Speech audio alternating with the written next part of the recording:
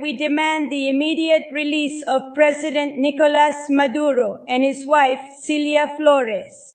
The only president of Venezuela, President Nicolas Maduro.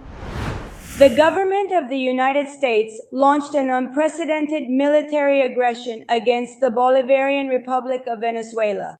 This truly constitutes a terrible and deeply regrettable stain on the ongoing development of bilateral relations between our nations. During that specific military operation, the esteemed President Nicolas Maduro and the respected First Lady, the first combatant Cilia Flores, were unfortunately captured. We had already issued a clear warning that an aggressive action was indeed underway under completely false excuses, under entirely false pretexts, and that the masks had definitively fallen, thereby revealing that there was only one true and ultimate objective, a complete regime change in Venezuela. And that this regime change would also allow for the capture of our energy resources, our mineral resources, our natural resources.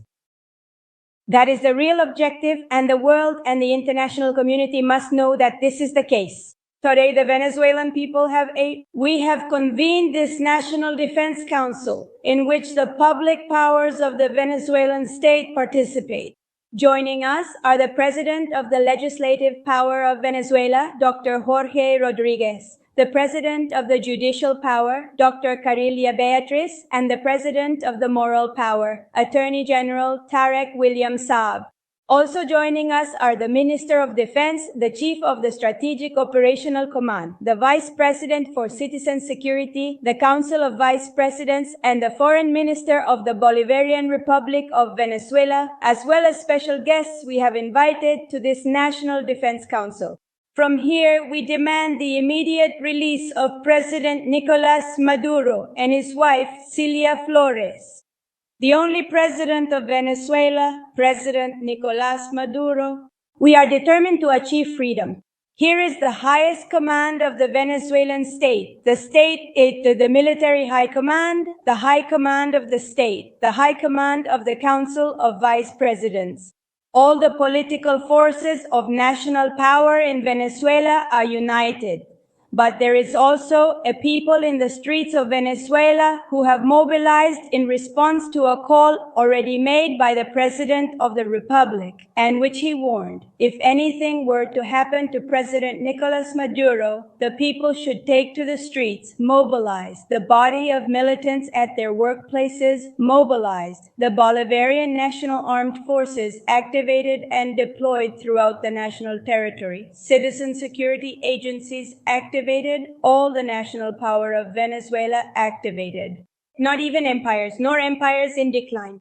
As if by inheritance we have the sacred duty to safeguard our national independence, our sovereignty, our territorial integrity, which has been savagely attacked in the early hours of today.